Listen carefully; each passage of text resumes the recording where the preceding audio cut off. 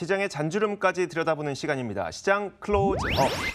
자, 오늘은 시황맨이 출동하죠. 시황맨과 함께하는 시장 타파 시간, 블로크 이동훈 대표 함께하도록 하겠습니다. 어서 오세요. 예, 안녕하세요. 네, 저희가 원래 화요일에 만나 뵙는데 화요일에 좀 특별한 시간 저희가 마련하느라고 목요일로 옮기게 됐습니다. 자, 오늘 블로크 이동훈 대표와 함께 어떤 이야기를 하게 될지 저희가 총 3가지 이슈를 준비했는데요. 첫 번째 이슈 어떤 것이 준비되어 있는지 만나보도록 하겠습니다. 이제 한 주 남은 북미 정상회담, 해당 결정 이후 외국인이 순매도세를 보였는데요. 오랫동안 이슈가 되어온 만큼 이미 노출된 재료인 걸까요? 아니면 개최와 함께 호재로서 추가적인 상승을 기대해봐도 좋을까요? 자, 정말 말도 많고 탈도 많았던 북미 정상회담이 결국은 6월 12일에 열리게 됐죠.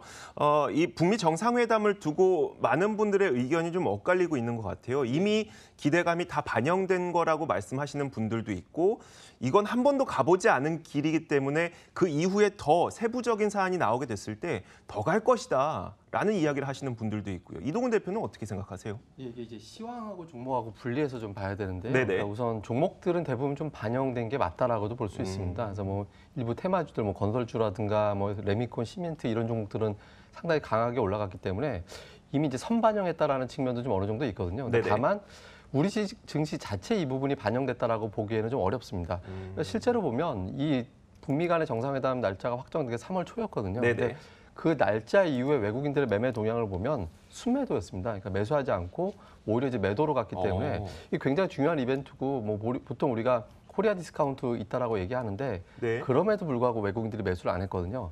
물론 이제 그 사이 변수들이 많이 있었습니다. 그러니까 무역 갈등 부분들이 있었고 또 그 사이에 또 이제 뭐 미중에 이어서 좀 EU라든가 이런 쪽으로 좀 확장되는 그런 분위기가 좀 있었고, 그다음에 네네. 미국의 이제 금리 인상 이슈, 네. 금리가 빠르게 올라간다 아니다 뭐 이런 부분들이 있었고 또 가장 최근에는 이탈리아 변수까지 있었거든요. 그러니까 네네. 이런 부분들을 앞두고서 외국인들이 재료 하나만 가지고 매수하기는 좀 어려웠다라고도 볼 수 있겠고요. 또 한 가지는 북미 정상회담이 확실하게 열리는지 그리고 거기에서 어떤 결론이 나오느냐에 따라서 만나는 것 자체가 호재가 아니라 어떤 형태로 결론이 나오는지가 되게 중요했거든요. 근데 지금 보면은 아마도 외국인 투자자들이 봤을 때는 가장 이상적인 것은 종전협정, 그러니까 종전선언을 하면서 한반도에서 전쟁이 일어나지 않겠다라는 것이 만약에 확인이 된다라면 코리아 디스카운트 요인 중에 가장 큰 게 해소가 되는 게 되거든요. 이렇게 되면 외국인들의 매수세가 가중될 수 있습니다. 실제로 보면 외국인들의 매매 추이가 3월 이후에 그다지 매수로 돌아서지 않았거든요. 근데 지금 잘 보시면 경로가 좀 바뀌기 시작하고 있습니다. 매도 우위로 계속 갔다가 최근에 매수로 돌아서면서 이제 크게 올라가고 있고 오늘 역시 또 외국인들이 매수하고 있거든요. 잘 기억해 보시면 지난주에 우리가 이 시간에서 서로 얘기를 했던 것이 6월 되면 외국인들이 매수로 바뀔 가능성이 있다라고도 아마 서로 얘기를 했을 거예요. 그러니까 올해 들어서 외국인들이 2, 3, 4, 5월 월별 기준 계속 매도를 했는데 6월 되면 이 정상회담 이슈가 좀 제기가 되면서 또 여러 가지 또 주변 재료가 또 완화가 되기 때문에 이제 매수로 바뀔 수 있다라고 말씀을 드렸었거든요. 근데 실제로 보면 다음 주가 되면 큰 변수가 제거가 됩니다. 그러니까 FOMC 있고요. FOMC 지나고 나면 미국의 금리 인상은 현재로서는 9월이 마지막이 될 가능성이 높아 보이거든요. 네네. 금리 변수 완화가 되고 또 다음 주에 동시만기일이 있습니다. 동시만기일 지나고 나면 또 대형주들 눌리는 요소가 또 완화가 되거든요.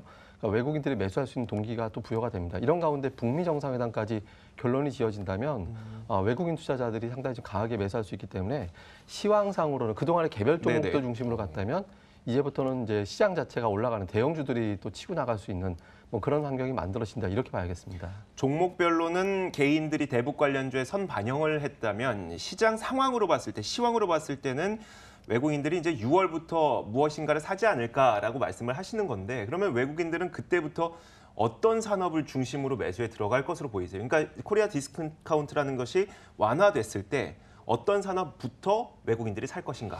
예, 그러니까 가장 대표적으로 보는 게 사실 우리나라 주식이 상당히 싸거든요. 그러니까 네네. 해외 주식 대비 상대적으로 싼 가격에 거래가 되고 있는 업종들 보시면 될 것 같은데요. 가장 대표적인 게 역시 IT입니다. 그러니까 IT 기업들 상당히 싸거든요. 애플에 비해서 삼성전자 주가가 싸고 마이크론 테크놀로지하고 하이닉스하고 비교를 해보면 사실 좀 비슷하긴 합니다. 밸류에이션 대비해보면. 그래도 하이닉스가 조금 더 싸다라고 보여지거든요. 그러니까 더 싼 한국 주식을 선호할 가능성이 좀 있고요. 또 한 가지는 중국에서 고전했던 요인 중에 하나가 또 이제 사드 보복 이후에 자동차 업종이 많이 또 보복을 받았거든요. 이렇게 네. 해서 또 중국 쪽을 바라본다면 또 자동차 업종 같은 경우도 또 저평가 매력이 부각될 수 있기 때문에 그러니까 시가총액이 높으면서 수출 비중이 높은 기업들, 뭐 상대적으로 우리나라 기업들 시가총액 상위가 대부분 그렇기는 네, 합니다만은 그렇죠. 네. 이런 기업들 중심으로는 비차익 성격의 매수세가 좀 들어갈 가능성이 높지 않나 이렇게 보고 있습니다. 알겠습니다. 자, IT에 대해서 외국인들이 매수에 들어설 것으로 전망이 된다라고 이동훈 대표가 이야기를 해주셨는데 사실 IT가 갖고 있는 나름대로의 고충이 있습니다. 그걸 저희가 두 번째 이슈를 준비를 해봤는데요. 그 이슈 어떤 것인지 들어보도록 하겠습니다. 중국에 이어지는 반도체 견제, 반도체 업체에 대한 반독점을 조사하고 담합 의혹을 제기하고 있습니다. 대표적인 우리 반도체 대장주 삼성전자와 SK하이닉스에 부담이 될까요? 아니, 외국인들이 아무리 싸다고 해도 중국에서 반독점으로 이제 뭐 가격 담합을 결론 짓고 너희 가격 내려라라고 한다면 사실 그 외국인들도 선뜻 그럼 난 삼성전자와 SK하이닉스가 물론 싸긴 하지만 사고 싶지는 않다 이런 마음을 가질 것 같거든요.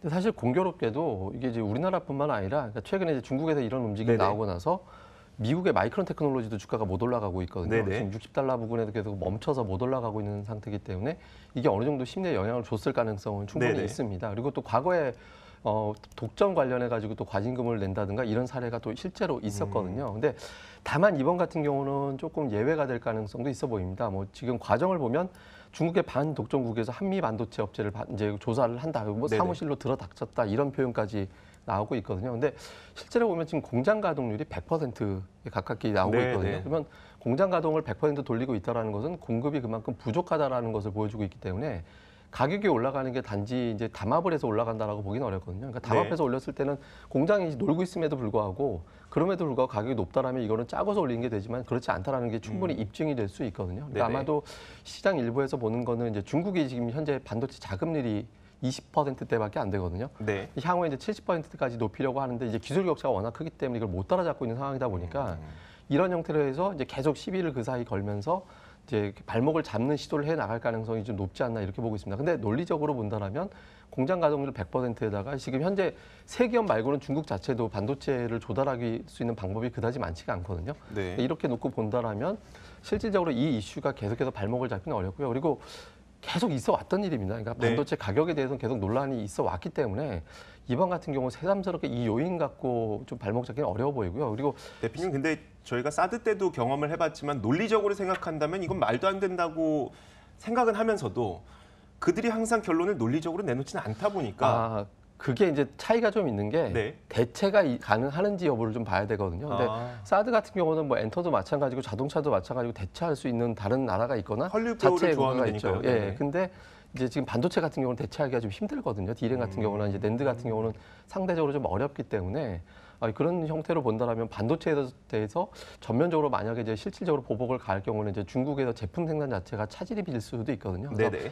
상대적으로 다른 산업에 비해서는 영향력이 좀 덜 받을 가능성이 높다 이렇게 봐야겠습니다. 그러면 대체 가능한 그 업종도 한번 추가적으로 여쭤볼게요. 예. 디스플레이 업종이 궁금해지는데 얼마 전에 또 LG 디스플레이의 그 광저우 중국 공장에 대해서 기술 이전을 해주지 않으면은 우리 공장 승인 안 해줄 것이다라는 뉴스가 나왔다가 LG 디스플레이는 이거 사실 아니다라고 예. 얘기를 했었잖아요. 그럼에도 불구하고 투자자분들께서 아직도 의심의 눈치를 바라보고 있는 게 그러면 왜 아직도 중국 공장 승인이 안 났냐. 근데 디스플레이의 경우에는 특히 LCD 산업 부분에서 이제 대체가 가능하잖아요. 디스플레이 업황은 지금 어떤 겁니까? 예, 실제로 보면 이제 LG 디스플레이 같은 경우는 BOE에서 이제 충분히 네네. 대체 생산이 가능하고 있고 거기서 또 생산을 많이 하고 있거든요. 네. 그러니까 공급 과잉이 되고 있습니다. 이렇게 되면서 계속해서 이제 가격이 떨어질 수밖에 없는 그런 구도다 보니까 이거 압박 가하는 대로 그대로 지금 당할 수밖에 없는 그런 네네. 상황이거든요. 그러니까 이걸 대체하기 위해서는 OLED 쪽으로 이제 빠르게 전환을 해서 단가가 더 높고 네. 한국 이외에는 대체할 수 없는 그런 기술이기 때문에 이쪽으로 전환을 좀 해줘야 되는데 결과적으로 보면 이 공장 같은 경우는 분산 투자, 그러니까 광저우하고 LG하고 지금 나눠서 투자가 돼 있거든요. 7대3 비율로. 네네. 그러니까 실질적으로 아마 결국 허가가 나올 가능성이 높습니다. 그래서 결과적으로 회복은 되겠지만 다만 말씀하신 대로 LCD 가격이 좋지 않은 그런 상황이 좀 이어지고 있는 단계고 OLED 같은 경우도 지금 공장 짓는다라고 해서 빠르게 수익성이 회복되기는 좀 어렵거든요. 네네. 그래서 아마 반도체에 비해서는 상당히 고전할 가능성이 있는데요. 다만 여기서 약간 팁 아닌 팁을 하나 우리가 좀 생각을 해보면 OLED 또는 이제 이런 단가 자체가 좀 비싸잖아요. LCD보다 네네, 네. 비싼데 이 가격을 결정적으로 떨어뜨릴 수 있는 기술이 지금 상용화되기 전에 전 단계로 들어가 있거든요. 네. 그러니까 잉크젯 프린트라는 기술이 있는데요. 네. 이 기술 같은 경우로 적용을 하면 지금 만약에 OLED 패널을 만든다면 찍어내고 부분 막 버려야 되는 양이 많은데 네네. 이 기술이 적용되면 버리는 원재료 없이 거의 다 적용할 수 있기 때문에 단가가 뚝 떨어지게 되거든요. 아, 예. 네네. OLED 패널이요? 예, 그 네. 떨어질 수 있는 기술을 이제 잉크젯 프린팅 기술이라고 얘기하는데 그 기술을 갖고 있는 국내 업체가 STI라는 기업입니다. 네. 그러니까 참고 삼아서 말씀드리면 만약에 이 기업의 주가가 올라간다, 이 재료 때문에 올라간다라고 했을 때 OLED 쪽의 생산 단가가 떨어질 수 있다 이렇게 착안해 볼 수 있기 때문에 나중에 산업 연결해 보실 때는 이 기업의 주가도 한번 공부해 보시면 좋을 것 같습니다. 종목 이름 다시 한번 말씀해 주시겠어요? STI? 예, STI라는 종목입니다. 이 기업의 주가가 올라가게 될 경우 그러니까 디스플레이 업황도 개선될 뭐라고 할까요? 가능성죠. 예. 가능성. 그러니까 네. 지금 원래 이 기업의 주력은 CCSS라고 그래갖고 화학 네. 공정, 그러니까 반도체 만들 때 화학 물질을 고르게 배분하는 게 네네. 주력 사업인데요. 네. 근데 지금 이 기술력이 올해 하반기에 상용화된다라는 얘기가 있거든요. 근데 네. 만약에 상용화된다라면 OLED 생산 단가를 뚝 떨어뜨릴 수 있기 때문에 네. 이렇게 되면 OLED 업체들이 적용 안 할 이유가 없거든요. 그렇죠. 그러니까 이게 만약에 이 재료에 반응하는 시점이 된다라면 아마도 주가도 대형 패널 업체들도 반응할 가능성이 있습니다. 네, 알겠습니다.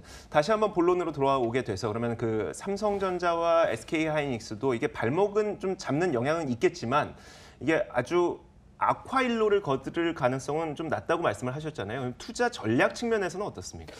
저는 이제 다음 주 지나면 해결될 것 같은데요. 그래요? 되게 재밌는 통계가 하나 있는데요. 네. 12월 이후에 특이하게 올해 이제 6월까지 총 7번, 그러니까 7개월이 됐잖아요. 네네. 첫 주 중에 6번이 음봉이었습니다. 우리나라 코스피가. 네. 두째 주가 되거나 셋째 주에 넘어가면 양봉으로 바뀌었어요. 왜 네네. 그랬냐면 만기 때문에 그러거든요. 그러니까 만기 때 들어간 주간 첫 주가 7번 중에 6번이 음봉이었고 이제 대부분 다 하락했다는 거 지금 약하잖아요. 또 네네. 올 초에. 그러니까 네. 그러고 나면 다음 주 정도 되면 만기 제한도 풀릴 가능성이 있거든요. 네. 수급으로 보면 그렇고요. 그다음에 실질적으로도 보면 실적이 이미 이제 노출이 된 상태고 삼성전자가 2분기보다 3분기 실적을 더 높게 보고 있는 상황이거든요. 네네. 근데 그런 상황에서 놓고 본다면 북미 정상회담 이후에 또 발목 잡던 외국인의 선물 매도도 상당 부분 많이 풀렸습니다. 네네. 선물이 풀렸다는 의미는 어떤 얘기냐면 대형주가 올라가면 선물 매도한 쪽에는 손해 나잖아요. 그렇죠. 선물 매도가 풀렸는데 1월 이후에 처음으로 4거래 연속해서 외국인 선물 매수가 들어왔거든요. 오늘까지. 네네. 네. 이게 풀리게 되면 이제 올라갈 수 있기 때문에 아마 다음 주 정도 되면 아마 풀릴 것 같습니다. 그걸 노려보고 지금을 오히려 매수의 기회로 삼아 보는 것도 저는 삼성전자, SK하이닉스에 대해서는 그렇게 크게 고민할 필요는 없다라고 보고 있습니다. 고민이 돼요. 예. 대장주잖아요. 고민이 될 수밖에 없습니다. 아무튼 알겠습니다. 자, 워낙 내 계좌에 파란불이 켜지게 되면 그때부터는 좀 고민이 시작되니까요. 저희가 그 이야기는 꼭 짚어봐야 되는 거죠. 자, 저희가 세 번째 이슈도 준비해봤습니다. 어떤 내용이 준비되어 있는지 만나보시죠. 일명 못난이주, 낙폭과대주들이 반등에 나서고 있습니다. 금융, 2차 전지, 코스닥 IT 장비주들의 기관 중심 매수세가 유입되는데요. 잠시 반짝 상승? 아니면 드디어 시작된 추세의 반전일까요? 자, 어떻습니까? 저희가 이미 질문은 다 나온 것 같은데요. IT를 비롯한 일명 못난이주라고 부르는 낙폭 과대주들이 최근 반등 나오고 있는 게 어떤 현상으로 보이세요? 그러니까 우선 우리가 이제 반등이 실제로 나오는지 데이터부터 우리가 살펴볼 네네. 필요가 있는데요. 그러니까 우리가 기존에 가장 강했다라고 생각하는 게 경협주.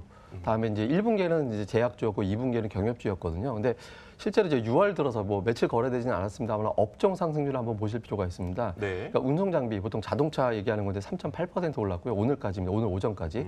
전기전자가 1% 정도, 금융이 3.4%, 코스닥 반도체 업종이 3.6% 올랐고요. 네네. 코스닥 제약 업종이 0.8% 하락했습니다. 그리고 건설 업종은 2.1%. 이 건설주가 이제 대북 수혜주로 분류가 됐던 네, 종목인데 네. 오히려 하락했거든요. 그러니까 잘 보시면 시장을 주도했던 종목들이 아니라 많이 빠져 있었고 올해부터 계속해서 빠져 있었던 상태의 종목들이 올라오고 있거든요. 그러니까 실제로 이 종목들이 이제 올라오고 있는데 그러니까 수급을 잘 살펴보면 좀 독특한 흐름이 나옵니다. 기관 투자자들이 이 종목들을 집중 매수하고 있거든요. 그러니까 기관 투자들이 뭐 건설주도 매수했었고 했었는데 6월 들어서 두드러지게 나타난 현상은 많이 빠져 있는 종목. 네. 그러니까 많이 빠져 있는 종목들 중심으로 이제 매수를 하는데요. 건설하고 한때는 이제 시멘트, 레미콘도 매수를 했었거든요. 근데 어느 위치였냐면 PBR 기준으로 현대건설, 성신양해 같은 경우 1배 넘어가고 나서 1.01배 넘어가고 나서부터는 이 종목에 대한 매수가 매도로 바뀌거나 아니면 이제 매도가 나오기 시작했고요. 네. 그러고 나서 상대적으로 싼 기업들, 그러니까 실적 바닥이다라고 인식이 되는 자동차라든가 아니면 2차 전지 LG화학도 상당히 많이 빠져 있었거든요. 네네.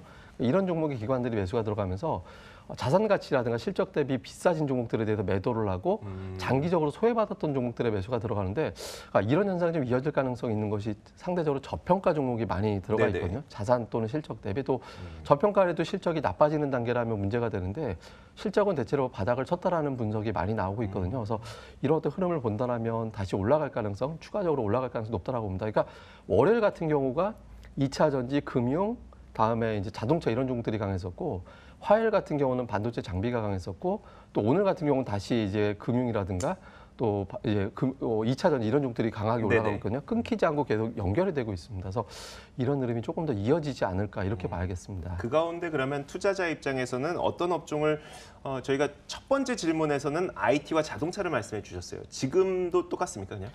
예, 그러니까 그 상태를 본다라면 보면 되는데 다만 이제 이렇게 수익률 면에서 본다라면 네네. IT 자동차 대형주잖아요. 그러니까 네. 상대적으로 좀 올라갈 수 있는 폭이 아무래도 이제 뭐 만기 영향도 있을 거고 또 외국인들 수급 영향도 받을 거니까 완만하다라면 여기에 부품 공급하는 업체들 같은 경우는 탄력도가 훨씬 더 좋을 수 있거든요. 그렇죠. 그러니까 실제로 보면 기관 투자자들이 최근에 코스닥에서 이제 많이 매수한 게 그 엔터 좀 많이 샀었고요. 미디어라든가 엔터 좀 많이 샀었고 그러니까 반도체 IT 종목들을 좀 많이 매수한 게 좀 보입니다. 그래서 이렇게 놓고 본다라면 좀 IT 장비주들 오늘 같은 경우 뭐 PSK라든가 유니테스트라든가 뭐 DI라든가 이런 종목들이 최근 들어서 가장 고점을 돌파하는 흐름들이 나오고 있거든요. 그래서 코스닥에 있는 반도체 장비주들 뭐 이런 종목들에 대해서 좀 관심 있게 볼 필요가 있다라고 보고 있습니다. 네, 알겠습니다. 자, 그렇다면 실질적인 그 전략은 어떻게 세워야 되는지 저희가 전략과 함께 공략해 볼 수 있을 만한 종목도 한 가지 받아보면 좋을 것 같아요. 전략을 한번 제시해 주시죠. 어떤 걸 보고 우리가 투자를 해야 되겠습니까? 예, 그러니까 분명한 건 기관의 매매 방식이 달라지고 네네. 있습니다. 그러니까 기관들이 기존에 올라간 종목을 끌어올리는 형태의 매매를 병행을 했다면 지금은 철저하게 많이 빠져 있는 낙폭과대주들 네. 보이고 있거든요. 근데 낙폭과대주들이 거의 6개월 가까이 조정을 보인 종들이 많이 있습니다. 그러니까 우리가 보통 이제 충분히 쉬었다라고 얘기해도 될 정도의 흐름들인데 이런 종목들 중에서 속속 올라서는 종목들이 있으니까 기관 투자, 뭐 HTS의 기능 다 있습니다. 그러니까 기관 네. 투자자들이 최근에 1개월 또는 이제 보름 이내 좀 많이 매수했던 종목들 이런 종목들 중심으로 좀 구성해 나가시면 좋을 것 같습니다. 네, 알겠습니다. 자, 그렇다면 어떤 종목을 공략해 볼 것인가? 기관 매수 종목인가요? 오늘 준비하신 종목이? 예, 기관이 참 열심히 사놓은 종목 열심히 사고 중에서 있는 종목. 네. 유니셈이라는 종목인데 그러니까 스크러버하고 이제 칠러라는 거 만들어내는 회사입니다. 네네. 그러니까 반도체 공정하다 보면 막 유해 물질 나오거든요. 유해 가스 같은 거 나오는데 이거 정화해주는 장치 만들어내는 회사인데 시장 점유율이 상당히 높은 기업입니다. 그러니까 유니셈 또는 GST 이런 기업들이 이제 만들어내는데 상대적으로 시장 점유율이 좀 높고 실적이 상당히 좋아지고 있습니다. 특히 기관 수급 주목하고 있는 게 3개월 동안에 140만 주 정도 기관이 매수를 했거든요. 네네. 1년으로 늘리면 200만 주 이상 물량을 사놓은 상태입니다.